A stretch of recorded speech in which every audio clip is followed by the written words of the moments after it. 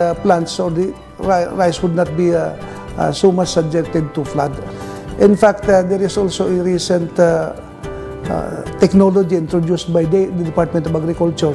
We have now the submergent rice. Land use planning has also initiated a process of communication and cooperation among residents and their local leaders. In all activities, as I said before, it was difficult to call them to a meeting. Now, you call them to a meeting and they are there. That is one dramatic improvement.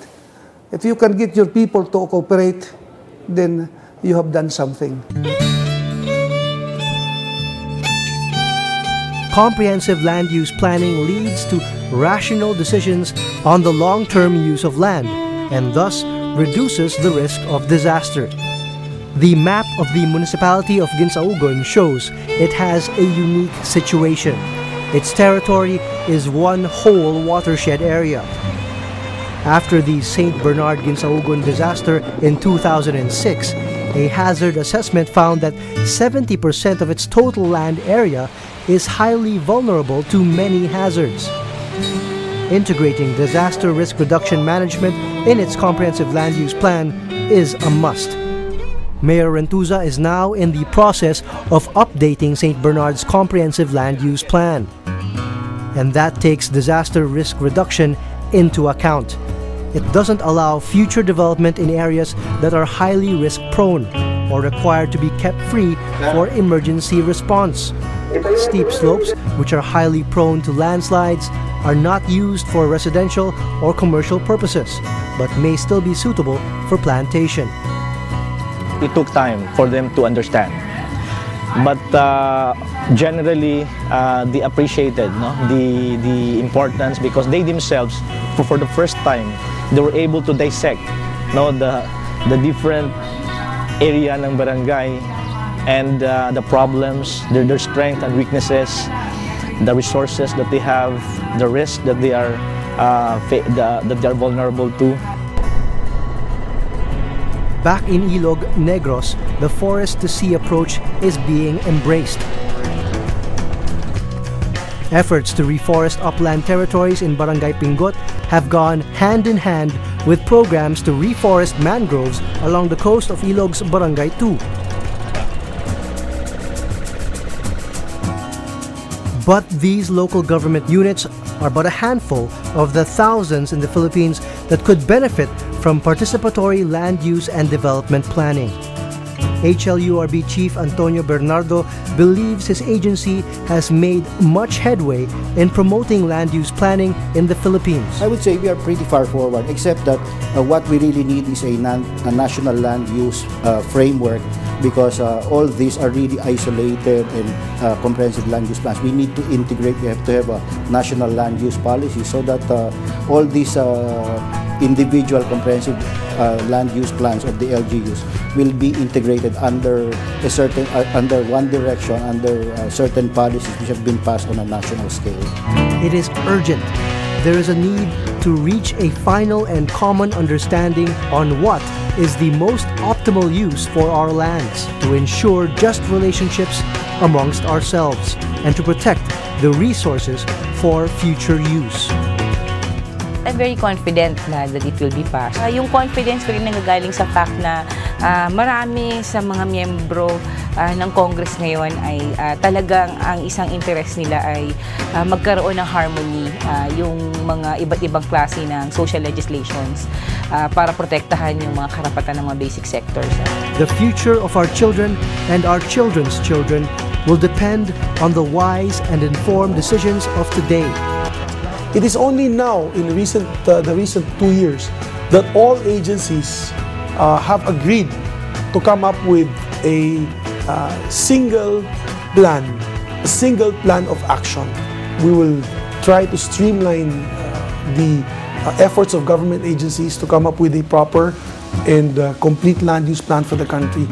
Yung overlapping functions dito sa batas na ito, sana wala na po. It is time to pass the National Land Use Act. We need a comprehensive national land use law now. We need a comprehensive national land use law now. We need a comprehensive national land use law now. We need a comprehensive national land use law now.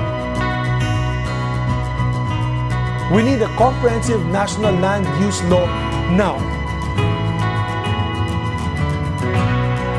We need a comprehensive national land use law now.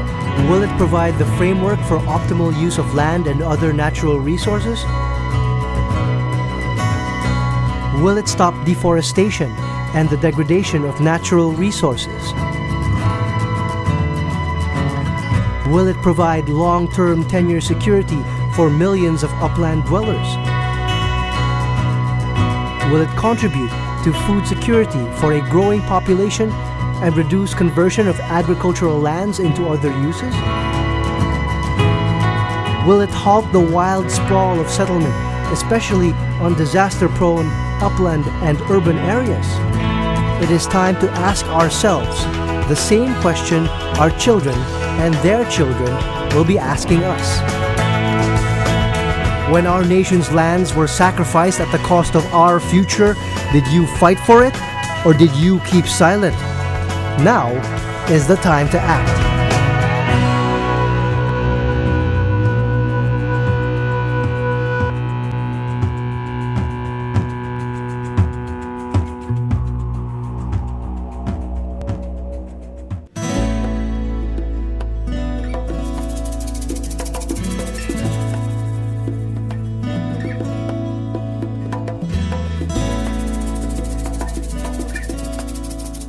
Isa to sa mga pangunahing batas na dapat maipasa ng Kongresong ito ng komiteng hinahawakan ko gaya na nasabi ko kabilang ang LARA Bill or Land Administration Authority Bill. At kung magagawa lamang natin ito, marami tayong away na may iwasan, demanda at kasong may iwasan patungkol sa lupa, paggamit ng lupa at pangangalaga nito para sa darating na henerasyon.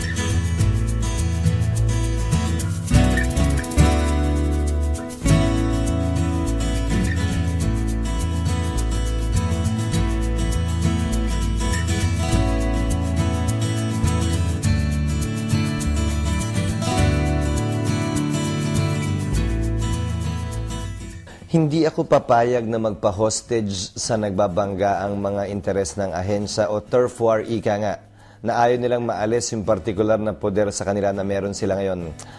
I will not allow myself, neither will I allow the committee nor the Senate to be held hostage by these petty quarrels and interests. Hindi naman siguro tama dapat na manaig at manguna yung interes nila kesa sa interes ng pagpasa ng panukalang batas na ito. Hindi man mainit na pinagdedebatihan, hindi man hot topic sa kalye, hindi din nangangahulugan na ito'y hindi mahalaga. Hindi porket hindi exciting na walang umiiyak, walang nagsisigawan at walang nag-aaway, hindi rin naman nangangahulugan na hindi mahalaga.